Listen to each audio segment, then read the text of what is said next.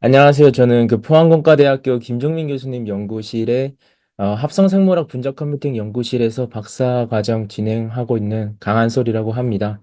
먼저 이렇게 연구를 소개할 수 있는 자리를 만들어주신 브릭 분들께 감사를 드리고, 사실 조금 생소한 분야라서 사람이 너무 없을까 봐 걱정이 돼가지고 어제 좀 급하게 연구실 분들께 연락을 드렸는데 이렇게 참석해 주셔서 감사드립니다.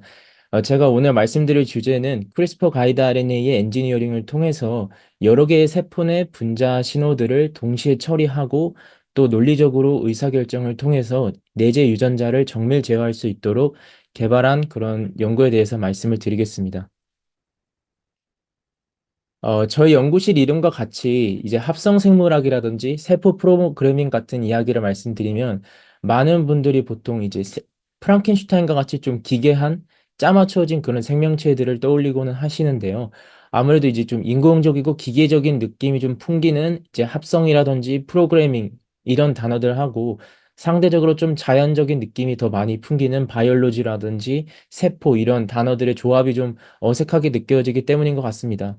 그런데 이제 저희가 주로 말씀을 드리는 이 합성이라는 것은 이제 DNA나 RNA, 단백질과 같이 생물을 구성하는 블록들을 합리적인 설계에 기반해서 재구성을 함으로써 생명체에 좀 새로운 기능을 부여해보자 하는 조금 더 기계공학적인 접근을 의미하고 있습니다. 그래서 저희가 생각하기에는 우리가 새롭게 만들 수 없는 것은 완전하게 이해했다고 하기 어렵고 또 그것을 생명체를 새롭게 디자인하는 과정에서 더 깊은 이해를 할 수 있다라고 생각을 하고 연구를 하고 있습니다. 특히 이제 단순한 세포에 새로운 기능을 부여하는 것에서 조금 더 나아가서 기왕 할 거라면 전자회로와 유사하게 생체 부품들을 연결해서 보다 표준화된 방식으로 세포 활동이나 기능들을 디자인하고 구현을 하려고 합니다. 예를 들어서 이제 보시는 것처럼 우리가 잘 알고 있는 라고페론 같은 경우에 락토즈가 있고 글루코즈가 없는 조건에서 발현이 되는 유전자들인데 이거를 락토즈 엔드낫 글루코즈 논리게이트 이런 식으로 표현할 수가 있습니다. 이처럼 세포 활동들을 보다 표준화된 언어로 표현을 하고 또 자유자재로 디자인을 할 수 있기 위해서는 자연상에 존재하는 것들 이상으로 다양한 활용이 가능한 고성능의 이제 조절 요소들을 개발하는 것과 논리적 의사결정을 표현할 수 있는 굉장히 정교한 유전자 회로들이 좀 더 스케일업 되는 것이 필요하다고 하겠습니다. 그래서 이제 기계나 전자 회로들을 표현하는 가장 표준화되고 기본이 되는 논리게이트가 이제 OR 논리게이트, AND 혹은 NOT 논리게이트 이런 것들이 있는데요. 요것들이 굉장히 중요한 이유는 이제 기계공학에서도 요것들을 조합해서 모든 종류의 논리를 프로그래밍 할 수가 있습니다. 그래서 저희는 이걸 통해서 나노 로봇처럼 제작된 세포들이 세포막 안쪽이나 바깥에 있는 다양한 바이오마커 신호들을 처리하고 이 결정을 내려가지고 질병이 있는 조직으로 이동을 하고 거기서 이제 치료 물질을 발현한 다음에 이제 질병이 치료가 되면은 자연스럽게 우리 몸 안에서 배출될 수 있는 그러한 설계된 기능들을 수행할 수 있을 것으로 생각을 해가지고 많은 연구들이 현재도 활발하게 이루어지고 있습니다. 그중에서도 저희 연구실은 핵산과 같은 다양한 바이오몰레큘 기반의 생체 부품들을 개발하고 이렇게 논리회로 기반의 유전자 네트워크를 제어하는 것을 통해서 보다 근본적으로 이제 분자 프로그래밍이라든지 또 세포 프로그래밍 같은 분야의 활용성을 좀 더 확장해 나갈 수 있도록 연구하고 있습니다. 네, 그래서 최근에는 정교한 유전자 회로를 스케일업 할 수 있는 전략으로 RNA를 기반으로 한 연구들이 많이 발전하고 있습니다. 저희 지도 교수님께서 네이처에 그 옛날에 엔드 게이트, 오알 게이트, 낫 게이트와 같은 다양한 논리 게이트로 최대 12개의 RNA 신호를 논리적으로 처리해서 단백질 번역을 제어할 수 있는 그런 스위치들을 소개하시기도 하셨습니다.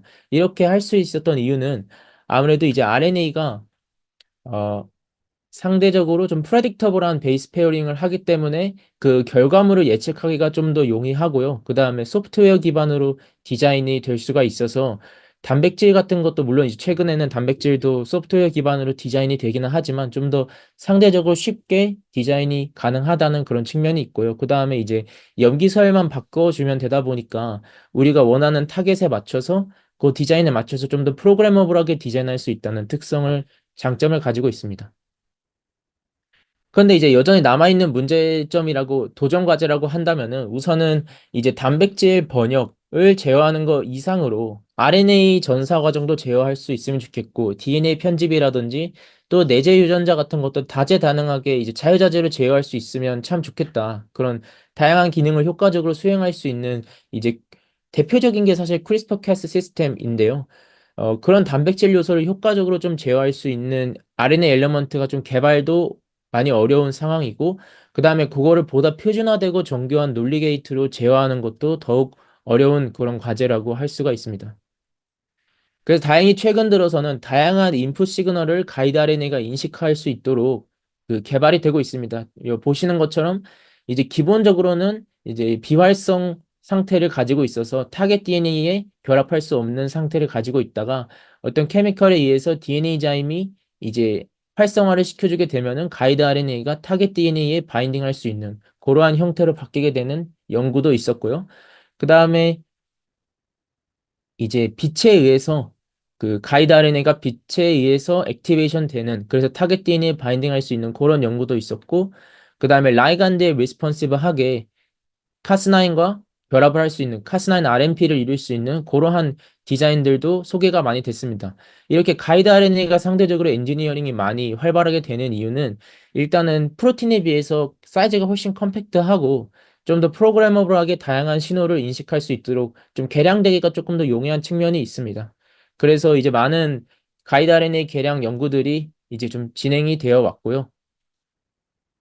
그다음에 이제 교수님이 포스닥을 하실 때 그 두 개의 RNA 인풋을 이제 처리할 수 있는 가능성도 좀 보여주시긴 했었습니다. 이제 기본적으로 이 디자인 같은 경우에 기본적으로 인액티브한 비활성 상태를 가지고 있는 가이드 RNA인데 이런 상태에서는 캐스9 엔도뉴클레이스가 타겟 DNA 바인딩을 할 수가 없습니다. 하지만은 트리거 RNA가 같이 들어가게 되면은 이제 가이드 RNA의 스페이서가 노출되는 액티브한 폼을 만들어주게 됨으로써 이제 요것과 결합한 캐스9 엔도뉴클레이스가 타겟 DNA를 이제 그 클리베이지 할 수 있게 되는 그러한 디자인을 보여주신 바 있고요. 그래서 요걸 가지고 이제 엔드 로직이나 OR 로직 또 다른 로직들도 어느 정도 구현을 할 수 있다라는 것을 인비트로에서 보여주신 바 있습니다. 하지만 이게 과연 세포 안에서도 이게 잘 작동을 할 것인가 하기에는 이제 좀 의문들이 많이 남아 있었고요. 또 디자인이 조금 더 개선돼야 되는 여러 가지 사항들도 존재를 했습니다. 네, 그래서 저는 이 크리스퍼 가이드 RNA를 가지고 다양한 내인성 유전자를 제어하고 또 그거를 여러 개의 RNA 인풋을 논리적으로 처리할 수 있는 요 연구를 하기 위해서 크게 세 가지 목표를 설정했는데요. 첫째는 이제 다이나믹하고 리버시블한 방식으로 타겟 유전자를 조절할 수 있는가. 그 다음에는 이제 그 여러 개의 RNA 인풋을 정보를 처리함으로써 그 결과로 논리적으로 타겟 유전자들을 제어할 수 있느냐. 그리고 또 마지막으로는 이제 인도지너스한 유전자들도 좀 조절을 하면서 거기에다가 앞서 목표에서 개발을 했던 여러 개의 RNA 인풋을 처리할 수 있는 그런 능력을 부여해 줄 수 있느냐, 그게 디자인이 적용이 쉽게 가능하냐, 그런 것들을 확인해 보고자 했습니다. 그래서 먼저 저희가 개발한 가이드 RNA의 메커니즘을 말씀드리면은 기본적으로는 이제 이 스페이서 서열이 감춰져 있는 인액티브한 포맷을 가지고 있는데요. 그게 이제 이 트리거 RNA와 만나게 되면은 보시는 것처럼 이 오렌지색 색깔하고 이 빨간색 색깔의 RNA가 이제 상보적인 베이스 페어링을 할 수가 있는데요. 그래서 먼저 노출되어 있는 이 빨간색 베이스들끼리 염기 결합을 하게 되고 그 결과로서 이제 오렌지색 색깔들도 그 스트랜드 디스플레이스먼트에 의해서 서로 이렇게 구조가 조금씩 풀리면서 서로 상보적인 염기 결합을 할 수가 있습니다. 그래서 그 결과로 최종적으로 이제 그 연두색 스페이서 서열이 완전히 노출된 액티브한 가이드 RNA 폼을 만들 수가 있게 됩니다. 이게 왼쪽에서 오른쪽으로 반응이 진행될 수 있는 이유는 왼쪽에 있는 이 구조에 비해서 오른쪽에 있는 최종 아웃풋 구조가 연력학적으로 조금 더 안정한 구조이기 때문에 이렇게 반응이 잘 진행될 수가 있습니다. 그래서 저희가 먼저 이 GFP를 타겟으로 해서 캐릭터라이제이션을 진행해 봤는데요. 먼저 이제 왼쪽에 이 오렌지색 싱글 가이드 RNA를 보시면은 이제 GFP 싱글 가이드 RNA는 GFP를 원활하게 리프레션 할 수 있으니까 이제 DCAS9과 같이 발현이 됐을 때 GFP 발현량이 거의 바텀 레벨까지 떨어질 수 있게 되는 것을 확인할 수가 있습니다. 반면에 이제 요 빨간색의 요 다홍색의 이제 넌 타겟 가이드 RNA 같은 경우에는 GFP를 타겟하는 스페이서 서열이 아예 없기 때문에 GFP의 발현량이 거의 방해받지 않는 것을 확인할 수가 있습니다. 그 다음에 이제 저희가 디자인한 이 컨디셔널 가이드 RNA가 그 트리거로 액티베이션이 되면은 마치 싱글 가이드 RNA처럼 원래부터 이제 그 인액티브 하지 않았던 것처럼 GFP가 굉장히 잘 눌리는 것을 확인할 수가 있고요. 그 다음에 이제 트리거 RNA와 만나지 못한 상태로 여전히 인액티브한 폼으로 남아있게 되면 마치 스페이서가 원래부터 없었던 것처럼 GFP의 발현량이 전혀 방해받지 않는 것을 이제 확인할 수가 있었습니다. 그래서 이제 이렇게 보시는 것처럼 굉장히 넓은 다이나믹 레인지를 가질 수가 있다라는 것을 먼저 확인을 했고요. 그 다음에 이제 저희가 트리거의 발현량을 조금 조절해 줘 봤습니다. 그렇게 했을 때 보시는 것처럼 트리거의 양이 많을수록 이제 남색 색깔에서 이제 GFP가 굉장히 리프레션이 잘 되더라. 그 다음에 이제 빨간색으로 갈수록 트리거 양이 줄어들수록 GFP의 발현이 좀 리커버리가 되더라. 그리고 이제 크리스프아이의 이제 DCAS9이나 가이드 RNA의 발현량을 좀 늘려주게 되면은 그 전반적인 레인지가 조금 좁혀지게 되는 것들을 확인했습니다. 근데 재밌는 거는 저희가 이때 싱글 가이드 RNA도 같이 실험을 해봤거든요.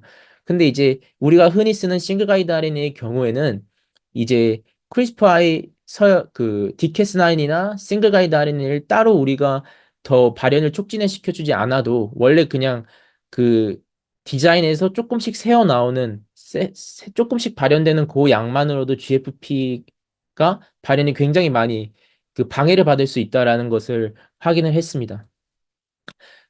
네.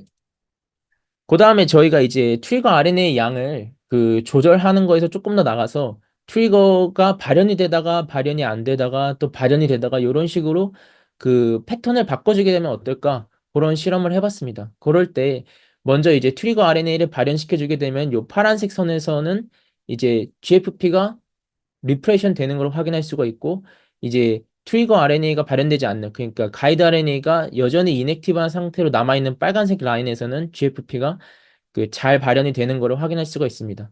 그 다음에 이제 이 트리거 RNA의 발현을 정지시켜 주게 되면은 다시 가이드 RNA가 인액티브하게 돌아가면서 GFP의 발현량이 올라가는 것을 파란색 선에서 확인하실 수가 있고요. 그 다음에 다시 트리거 RNA 발현을 다시 켜지게 되면은 가이드 RNA가 다시 액티브하게 되니까 GFP의 발현이 다시 눌리게 되는 그런 것들을 할 수가 있습니다. 그래서 이제 요거를 이제 발현 배수 그래프로 확인을 해보면 어 가이드 RNA가 액티브한 구간에서는 그 GFP의 발현량이 거의 150배 가까이 차이가 나게 되니까 파란색 선이 그만큼 발현이 턱없이 부족하게 잘 눌린다.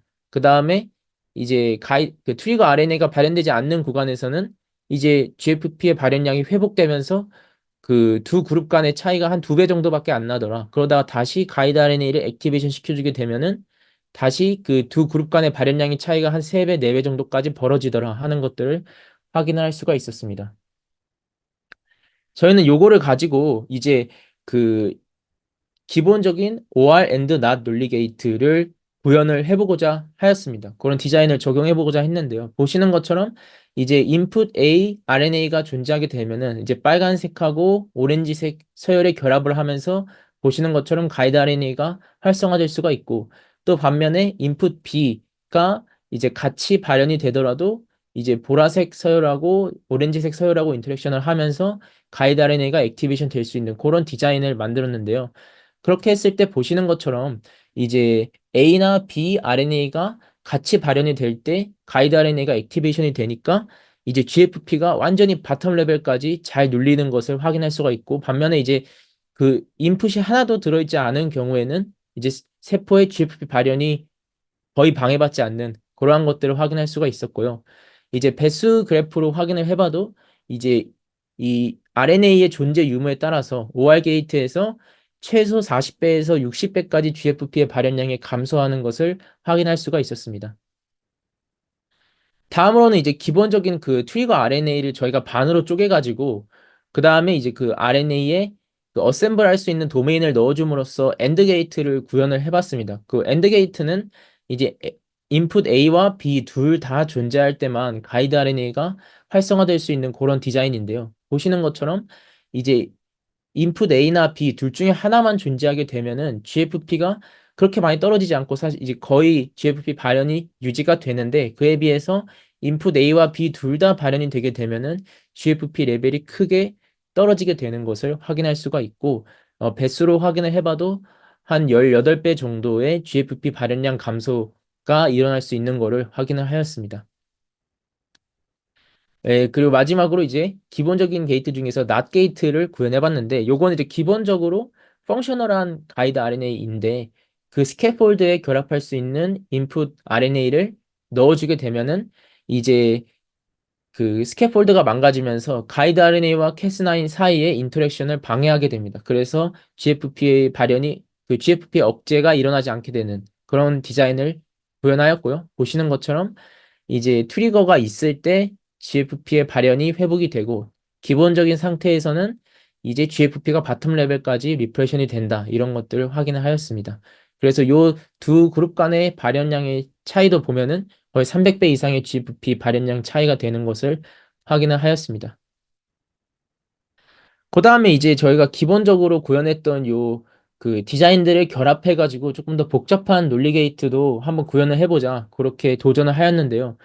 기본적으로 이제 그 가이드 RNA를 활성화시킬 수 있는 인풋 A가 존재를 하는데, 그 인풋 A와 훨씬 더 안정적으로 상보적으로 결합할 수 있는 안티 인풋 A, 그러니까 인풋 B를 같이 발현을 시켜주게 되면은 이제 기본적으로 둘이 결합을 해서 디액티베이션이 될 수가 있고, 혹은 또 이제 원래 가이드 RNA 활성화시켜준 인풋 A도 그 자리에서 떼어내가지고 다시 이넥티브한 폼으로 돌려줄 수가 있는 그러한 디자인을 만들어 봤습니다. 그렇게 했을 때 보시는 것처럼 인풋 A만 존재하게 되면은 가이드 RNA가 활성화가 되니까 GFP가 바텀 레벨까지 이제 리프레션이 되는데, 그에 비해서 인풋 B가 발현되거나 인풋 A랑 B가 같이 발현되는 그런 상황에서는 이 가이드 RNA가 다시 이넥티브한 폼으로 돌아가게 되면서 이제 GFP 발현이 상당히 리커버가 되는 그런 것들을 확인할 수가 있었고요.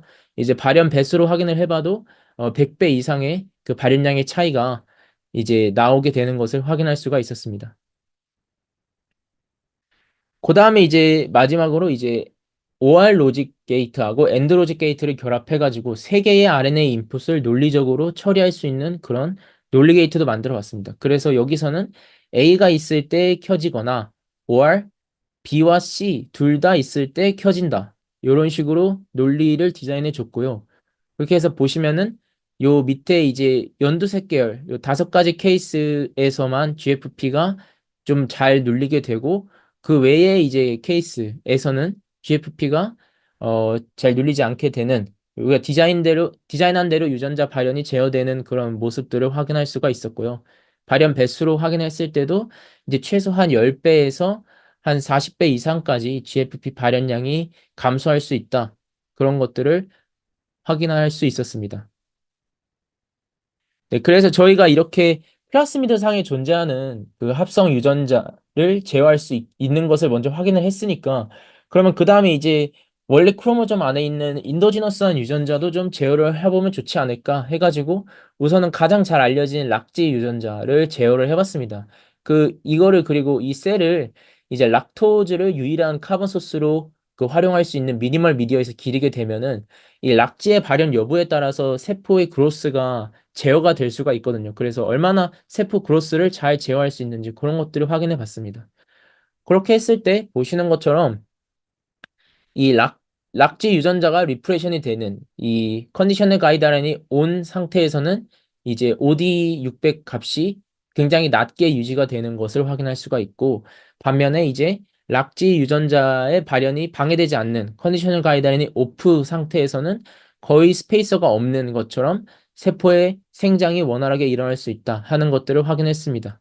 그래서 이제 맥시멈 그로스 레이트로 비교를 해봐도 이제 컨디셔널 가이드라인이 오프인 상태는 거의 포지티브 컨트롤이랑 큰 차이가 없고, 이제 컨디셔널 가이드라인이 온 스테이트에서는 물론 이제 조금 그로스가 나중에 올라가긴 합니다만, 통계적으로는 이제 네거티브 컨트롤이랑 큰 차이는 없다, 그런 것들을 확인을 했습니다. 그 다음에 저희가 조금 더 정교한 그 레귤레터리 서킷을 디자인해 봤는데요. 이제 그 파이로베이스를 대사하는 회로에서 이제 파이로베이스를 아세틸 코이로 대사하는 유전자는 싱글 가이드 RNA로 완전히 눌러놓고 이제 파이로베이스를 아세테이트로 대사하는 그 효소를 컨디셔널 가이드 RNA로 제어를 해봤습니다. 그렇게 하게 되면은 만약에 이제 이 두 효소를 둘 다 완전히 눌러주게 되면은 세포가 생장하지 않게 될 것이고 또 이 팍스비 유전자를 아예 그 리프레션을 안 하게 되면은 그 시간당 만들어지는 아세테이트의 양이 너무 많아져서 세포가 애시딕해지면서 굉장히 톡식해질 수 있다고 합니다. 그래서 과연 이제 컨디셔널 가이드 RNA를 적정한 레벨로 아세테이트 발현량을 좀 조절할 수 있는가, 대사량을 조절할 수 있는가 그런 메타볼릭 플럭스를 제어해 보려고 했는데요.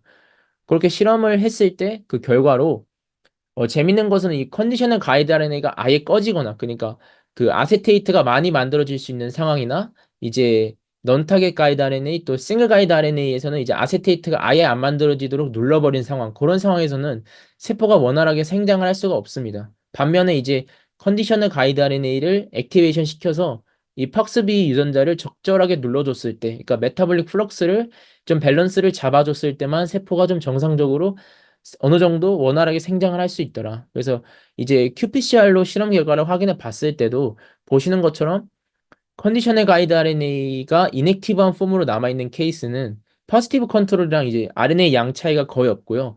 그 다음에 근데 이제 컨디셔널 가이드 RNA를 트리거로 살짝 펴줬을 때, 인터미디엇 레벨로 이제 낙다운 시켜줄 때는 RNA qPCR 양이 이제 조금 떨어지는, 근데 여전히 이제 싱글 가이드 RNA에 비해서는 상당히 높은 그러한 레벨을 보여줄 수 있는 거를 확인했습니다.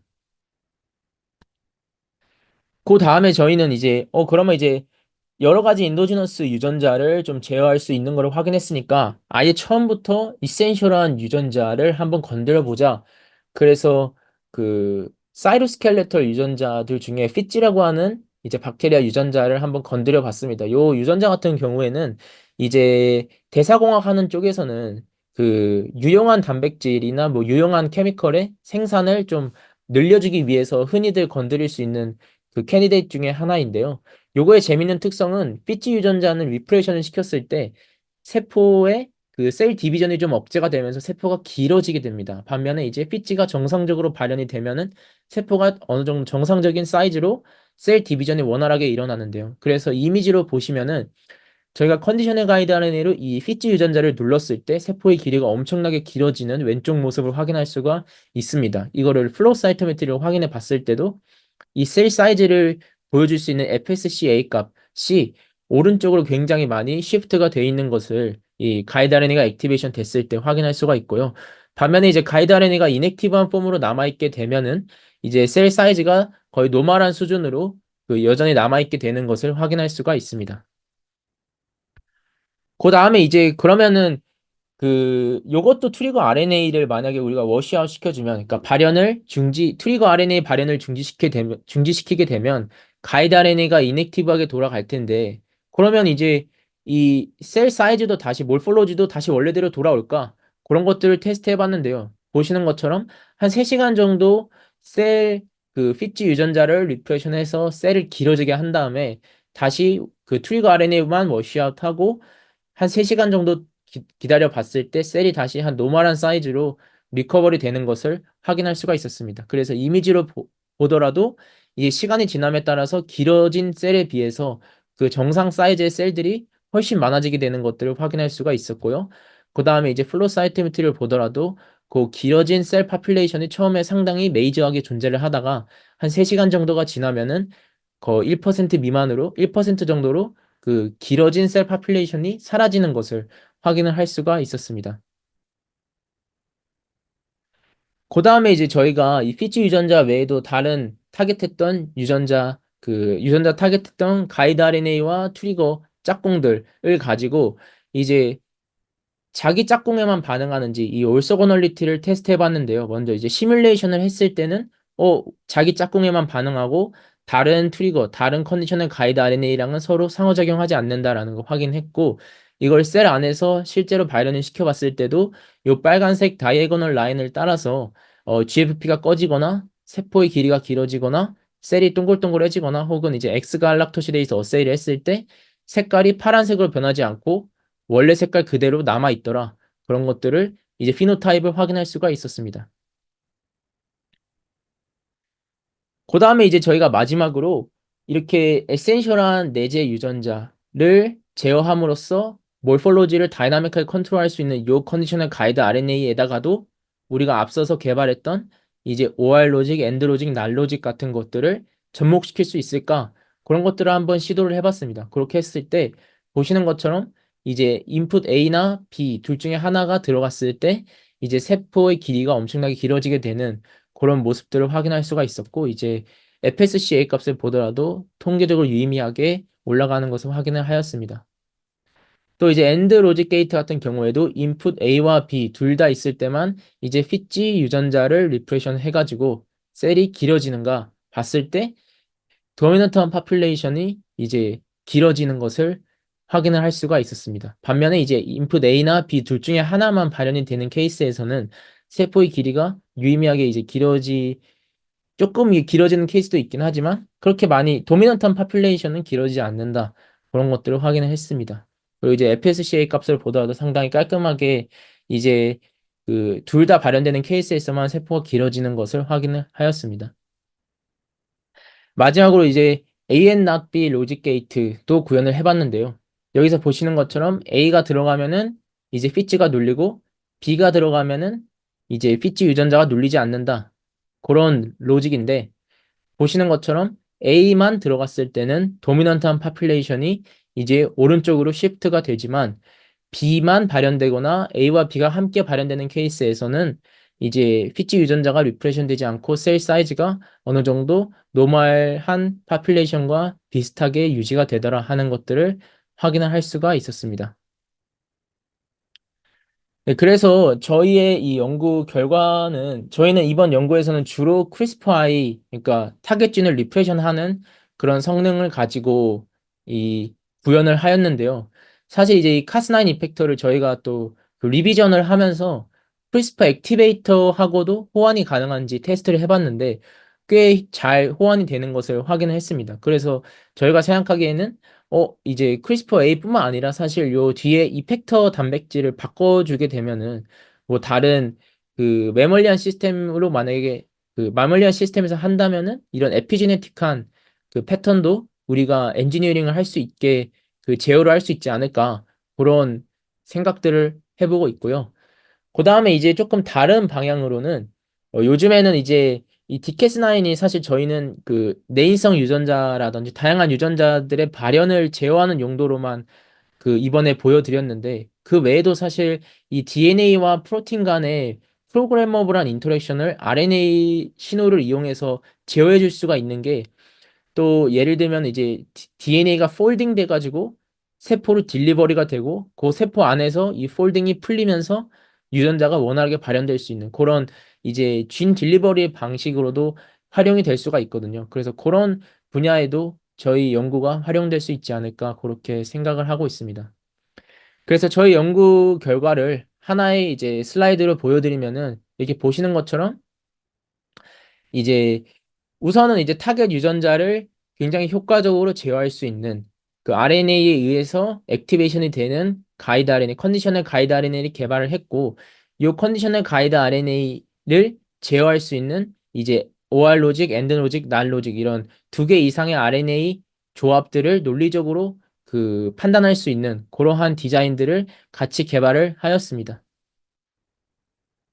그러면 이것으로 저희 오늘 발표를 마무리하도록 하고요. 그 다음에 저희 그 연구가 그 중간에 좀 우여곡절이 굉장히 많았는데 그 과정에서 많은 이제 조언도 해주시고 많이 신경 써주셨던 그 김종민 교수님께 감사를 한 번 더 감사의 말씀을 드리고요. 또 이제 이 연구를 같이 진행하면서 그 굉장히 연구를 몇 단계 업그레이드 시켜 주었던 그 박동원 학생에게도 굉장히 깊은 감사의 말씀을 드립니다. 또 이 순간에도 열심히 논문을 쓰고 있는 또 실험을 하고 있는 저희 랩 멤버들에게도 많은 도움을 주셔서 감사하다는 말씀을 드리면서 발표 마무리하겠습니다. 네, 이상입니다.